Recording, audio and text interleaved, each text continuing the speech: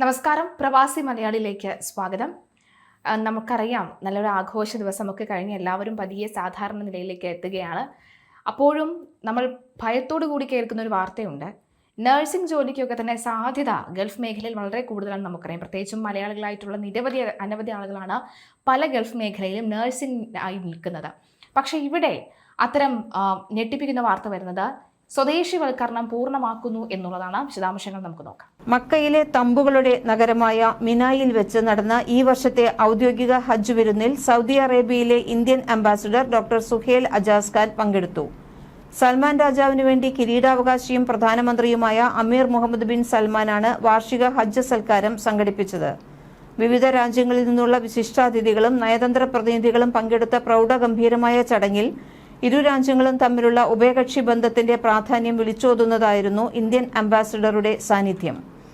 അതേസമയം ഈ വർഷത്തെ ഹജ്ജ് കർമ്മങ്ങളിൽ പങ്കാളികളാകാൻ ലോകത്തിന്റെ വിവിധ ഭാഗങ്ങളിൽ നിന്നായി 17 ലക്ഷത്തിലധികം തീർത്ഥാടകർ എത്തിയതായി സൗദി ഹജ്ജ് ഉംറ മന്ത്രാലയം അറിയിച്ചു. കഴിഞ്ഞ വർഷത്തെ അപേക്ഷിച്ച് തീർത്ഥാടകരുടെ എണ്ണത്തിൽ 2.4% വർധനവാണ് രേഖപ്പെടുത്തിയിട്ടുള്ളത്. 2025 1,67,00,000 പേരായിരുന്നു ഹജ്ജ് നിർവഹിച്ചിരുന്നെങ്കിൽ ഈ വർഷം ഇത് 1,70,00,000 ഉയർന്നു. കഴിഞ്ഞ വർഷത്തേക്കാൾ 34,071 തീർത്ഥാടകർ ഈ പ്രാവശ്യം കൂടുതലായി എത്തിയിട്ടുണ്ട്. ഔദ്യോഗിക കണക്കുകൾ പ്രകാരം ആകെ തീർത്ഥാടകരിൽ 1,56,655 പേർ വിദേശ രാജ്യങ്ങളിൽ നിന്നുള്ളവരാണ്. 1,60,646 പേർ സൗദി അറേബ്യയിലെ സ്വദേശികളും വിദേശ താമസക്കാരും ഒക്കെയാണ്. തീർത്ഥാടകരുടെ യാത്രാ നടപടികൾ സുഗമമാക്കുന്നതിനായി മക്ക റൂട്ട് ഇനിഷ്യേറ്റീവ് വഴി ഈ വർഷം 3,88,694 പേർ മക്കയിലെത്തി. കഴിഞ്ഞ വർഷത്തെ അപേക്ഷിച്ച് മക്ക റൂട്ട് പദ്ധതി പ്രയോജനപ്പെടുത്തിയവരുടെ എണ്ണം 23.7% ഗണ്യമായ വർധനമാണ് ഉണ്ടായിരിക്കുന്നത്. തീർത്ഥാടകർക്കായുള്ള വിവിധ സേവന സംവിധാനങ്ങൾ കൂടുതൽ കാര്യക്ഷമമാക്കാനും പ്രവേശന കവാടങ്ങളിലെ സൗകര്യം വികസിപ്പിക്കാനും സാധിച്ചതാണ് ഈ വർഷത്തെ നേട്ടമായി വിലയിരുത്തപ്പെടുന്നത്. ദുബായിൽ പാർക്കിംഗ് ഏരിയയിൽ കളഞ്ഞുകിട്ടിയ പണം തിരികെ നൽകി മാതൃകയായി ഇന്ത്യൻ യുവാവ്. മുഹമ്മദ് അലി ഷേരക്കൽ മോഹി എന്ന യുവാവാണ് വീണുകിട്ടിയ 1,00,000 ദിർഹം 22.7 ലക്ഷത്തിലധികം ഇന്ത്യൻ രൂപ ഒട്ടും സമയം കളയാതെ പോലീസിൽ ഏൽപ്പിച്ചത്. മാതൃകാപരമായ ഈ പ്രവൃത്തിക്ക് മുഹമ്മദ് അലിയെ ദുബായ് പോലീസ് ആദരിച്ചു. ദുബായ് പോലീസിലെ അൽ റഫ പോലീസ് സ്റ്റേഷൻ അധികൃതർ നേരിട്ട് വിളിപ്പിച്ചാണ് യുവാവിനെ ആദരിച്ചത്. പണം നഷ്ടപ്പെട്ട വിവരം ഉടമസ്ഥൻ പോലും അറിയുന്നതിനു മുൻപ് വെറും 3 മണിക്കൂറിനുള്ളിൽ പണം യഥാർത്ഥ ഉടമയ്ക്ക് കൈമാറാൻ പോലീസിന് സാധിച്ചു. Al Rafa police station director colonel Ahmed Ubaid bin Hudaiba, deputy colonel Saleh Asan Al Marzouqi, customer happiness section head captain Ali Haji Al Balushi എന്നിവർ ചേർന്നാണ് മുഹമ്മദ് അലിയെ സ്റ്റേഷനിലേക്ക് സ്വീകരിച്ച് ഉപഹാരം നൽകിയത്. UAE സമൂഹത്തിന്റെ സുരക്ഷിതത്വത്തിന്റെയും സദ്ഗുണങ്ങളുടെയും മികച്ച ഉദാഹരണമാണ് മുഹമ്മദ് അലിയുടെ ഈ പ്രവൃത്തിയെന്ന് കേണൽ ബിൻ ഹുദൈബ പ്രശംസിച്ചു. ഷിപ്പിംഗ് ബിസിനസ് നടത്തുന്ന ഒരു സ്വകാര്യ കമ്പനി ഉടമ ബാങ്കിൽ നിന്നും 2 ലക്ഷം ദിർഹം പിൻവലിച്ച് ഒരു പേപ്പർ കവറിലാക്കി സൂക്ഷിച്ചിരുന്നു. കവർ ശരിയായി അടയ്ക്കാതെ ഇയാൾ ധൃതിയിൽ തന്റെ കാറിലേക്ക് നടന്നു. ഇതിനിടയിലാണ് കവറിലുണ്ടായിരുന്ന പണത്തിൽ നിന്റെ 1 ലക്ഷം ദിർഹത്തിന്റെ ഒരു കെട്ട് പാർക്കിംഗ് സ്ഥലത്ത് വീണുപോയത്. ഇതറിയാതെ ഇയാൾ കാർ ഓടിച്ചു പോവുകയും ചെയ്തു. പിന്നീട് ഇതേ പാർക്കിംഗ് സ്ഥലത്തെത്തിയ മുഹമ്മദ് അലി നിലത്ത് പണം കിടന്നത് കണ്ടു. ഉടൻ തന്നെ അദ്ദേഹം പണം കിടന്ന സ്ഥലത്തിന്റെ ചിത്രങ്ങളും പണത്തിന്റെ ചിത്രവും മൊബൈലിൽ പകർത്തി. തുടർന്ന് നേരെ അൽ റഫ പോലീസ് സ്റ്റേഷനിലെത്തി പണം ഏൽപ്പിക്കുകയും കൃത്യമായ ലൊക്കേഷൻ പോലീസിന് കാണിച്ചു കൊടുക്കുകയും ചെയ്തു.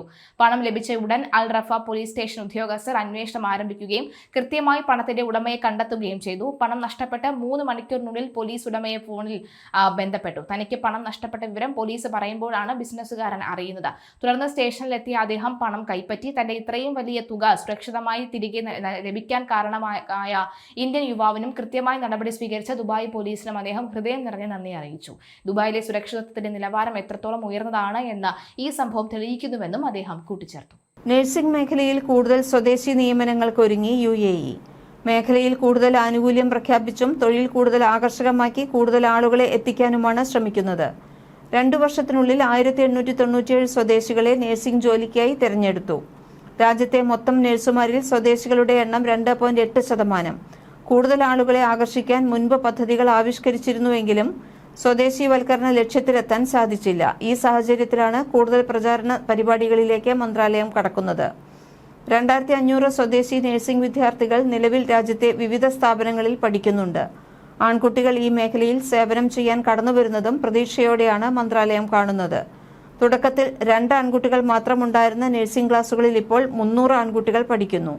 സംയോജിത സംരംഭങ്ങളിലൂടെ ഇവരുടെ എണ്ണം കൂട്ടാനാണ് നീക്കം. കൂടാതെ സ്വദേശികളെ രംഗത്തേക്ക് കൊണ്ടുവരാൻ തൊഴിൽ പരിശീലനവും നിയമനവും നൽകുന്ന സർക്കാർ സംവിധാനമായ നാഫിസുമായി സഹകരിച്ചാണ് മന്ത്രാലയം പദ്ധതികൾ ആവിഷ്കരിക്കുക. നാഫിസ് അക്കാദമിക് ആരോഗ്യ സ്ഥാപനങ്ങൾ, എമിറേറ്റ്സ് നഴ്സിംഗ് അസോസിയേഷൻ എന്നിവയുമായി സഹകരിച്ചാണ് ദേശീയ തലത്തിൽ പദ്ധതി നടപ്പാക്കുക. വിദേശികളായ നഴ്സിംഗ് മിഡ്വൈഫറി പ്രൊഫഷണൽ എണ്ണം നിയന്ത്രിക്കുന്നതിനും ആലോചിക്കുന്നുണ്ട്. കിടക്കകളുടെയും രോഗികളുടെയും എണ്ണത്തിനനുസരിച്ച് നഴ്സിംഗ് സ്റ്റാഫിന് നിശ്ചയിക്കാനുള്ള ദേശീയ മാനദണ്ഡങ്ങൾ നിലവിൽ വരും. രാജ്യാന്തര നിയമങ്ങൾ അനുസരിച്ച് നഴ്സിംഗ് മിഡ്വൈഫറി വിഭാഗങ്ങളിലെ പ്രൊഫഷണലുകൾക്ക് ലൈസൻസ് നൽകുന്നതിനുള്ള ഏകീകൃത മാനദണ്ഡങ്ങളും മന്ത്രാലയത്തിന്റെ പരിഗണനയിൽ ഉണ്ട്.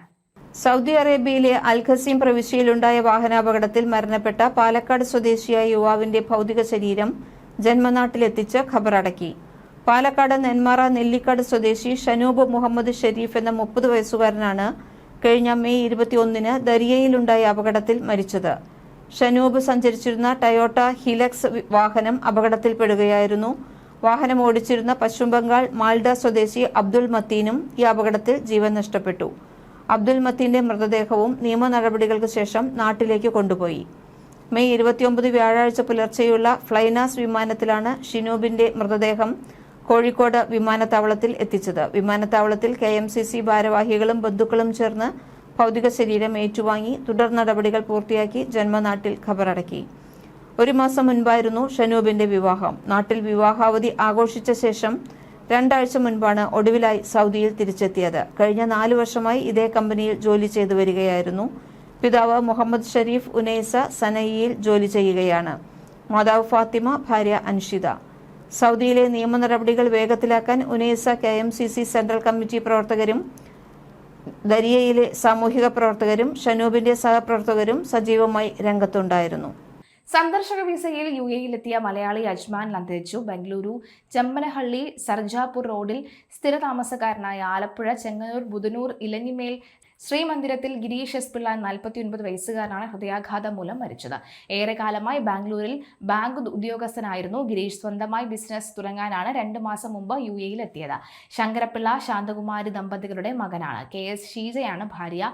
മക്കൾ ശ്രീഹരി G ശങ്കർ, അതുപോലെ തന്നെ അദ്വൈത് G ശങ്കർ എന്നിവരാണ്. നിയമ നടപടികൾക്ക് ശേഷം മൃതദേഹം ആലപ്പുഴ ചെങ്ങന്നൂരിലെ വീട്ടിലേക്ക് കൊണ്ടുപോകും. UAEയിൽ വരും ദിവസങ്ങളിൽ വേനൽക്കാലം കൂടുതൽ ശക്തമാകുമെന്ന് നാഷണൽ സെന്റർ ഓഫ് മെറ്റീരിയോളജി മുന്നറിയിപ്പ് നൽകി. വായുവിലെ ഉയർന്ന മർദ്ദ സംവിധാനത്തിന്റെ സ്വാധീന ഫലമായാണ് UAEയിൽ ഇത്തരം കാലാവസ്ഥാ മാറ്റങ്ങൾ ശക്തമാകുന്നത്. പൊതുവെ തെളിഞ്ഞ ആകാശവും ഉയർന്ന താപനിലയുമാണ് വരാനിരിക്കുന്ന ദിവസങ്ങളിൽ പ്രതീക്ഷിക്കുന്നത്. കൂടാതെ പ്രവാസികൾ ഉൾപ്പെടെയുള്ളവർ പുറത്തിറങ്ങുമ്പോൾ ആവശ്യമായ മുൻകരുതലുകൾ സ്വീകരിക്കണമെന്ന് അറിയിച്ചു. വെള്ളിയാഴ്ചയും ശനിയാഴ്ചയും രാജ്യത്തിന്റെ ഒട്ടുമിക്ക ഭാഗങ്ങളിലും ചൂട് വൻതോതിൽ ഉയരും. ഉൾനാടൻ പ്രദേശങ്ങളിൽ 44 ഡിഗ്രി മുതൽ 48 ഡിഗ്രി സെൽഷ്യസ് വരെ താപനില ഉയരാൻ സാധ്യതയുണ്ട്. അതേസമയം തീരദേശങ്ങളിലും ദ്വീപ് മേഖലകളിലും 36 ഡിഗ്രി മുതൽ 43 ഡിഗ്രി വരെയും ഉയർന്ന ചൂട് രേഖപ്പെടുത്താൻ സാധ്യതയുള്ളതായും വ്യക്തമാക്കി. പർവ്വത പ്രദേശങ്ങളിൽ താരതമ്യേന കുറഞ്ഞ ചൂടായിരിക്കും ഉണ്ടാകുക. ഇന്നലെ വന്ന റിപ്പോർട്ടിൽ താപനില കുറയാൻ സാധ്യതയുള്ളതായാണ് വ്യക്തമാക്കിയിട്ടുള്ളത്. എന്നാൽ ഇന്നുണ്ടായ കാലാവസ്ഥാ മാറ്റങ്ങളാണ് ഉയർന്ന ചൂടിന് കാരണമാകുന്നത്. കൂടാതെ കാറ്റിന്റെ വേഗത മണിക്കൂറിൽ 40 മുതൽ 20 കിലോമീറ്റർ വരെ ആയിരിക്കുമെങ്കിലും ഇടയ്ക്ക് 30 കിലോമീറ്റർ വരെ വേഗത വരെ ഉയരാനും സാധ്യതയുണ്ട്. കൂടാതെ കാറ്റിനൊപ്പം പൊടിയും ഉയരുന്നതിനാൽ പുറത്ത് ഇറങ്ങുന്നവരും ഡ്രൈവർമാരും ജാഗ്രത പാലിക്കണമെന്നും അറിയിച്ചു. വെള്ളിയാഴ്ചയും ശനിയാഴ്ചയും അറേബ്യൻ ഗൾഫിലും ഒമാൻ കടലിലും കടൽ ശാന്തമായിരിക്കുമെന്നാണ് റിപ്പോർട്ട്. എന്നാൽ ഇന്നലെ വന്ന റിപ്പോർട്ടിൽ ശ്രദ്ധിക്കണം എന്നായിരുന്നു. ശനിയാഴ്ച രാവിലെ ചില ഭാഗങ്ങളിൽ നേരിയ തോതിൽ താഴ്ന്ന മേഖലകൾ രൂപപ്പെടാനും സാധ്യതയുണ്ട്. കൂടാതെ ചില സമയങ്ങളിൽ കാറ്റിന്റെ വേഗത മണിക്കൂറിൽ 40 കിലോമീറ്റർ വരെ ഉയർന്നേക്കാം. അതേസമയം ഞായറാഴ്ചയോടെ കടുത്ത ചൂടിന് നേരിയ ആശ്വാസം ലഭിച്ചേക്കുമെന്നാണ് പുറത്തുവരുന്ന വിവരം. ഇനി കാലാവസ്ഥയിൽ മാറ്റങ്ങൾ ഉണ്ടെങ്കിൽ അറിയിക്കും. വടക്കു പടിഞ്ഞാറൻ കാറ്റ് ശക്തി പ്രാപിക്കുന്നതോടുകൂടി ഞായറാഴ്ച താപനിലയിൽ നേരിയ കുറവുണ്ടാകും. പക്ഷേ കാറ്റ് ശക്തമാകുന്നതുകൊണ്ട് അറേബ്യൻ ഗൾഫ് ചില സമയങ്ങളിൽ പ്രക്ഷുബ്ധമാകാനും സാധ്യതയുണ്ട്. അതിനാൽ ഈ ദിവസങ്ങളിൽ ബീച്ചിൽ പോകുന്നവരും കടലിൽ പോകുന്നവരും വിനോദങ്ങളിൽ ഏർപ്പെടുന്നവരും ജാഗ്രത പാലിക്കണമെന്നും അറിയിച്ചു. കൂടാതെ ഒമാൻ കടലിൽ വലിയ പ്രക്ഷുബ്ധതയ്ക്ക് സാധ്യതയില്ല എന്നാണ് അറിയിപ്പ്. വരും ദിവസങ്ങളിൽ മറ്റ് കാലാവസ്ഥാ മാറ്റങ്ങൾക്കും സാധ്യത ഉണ്ട്.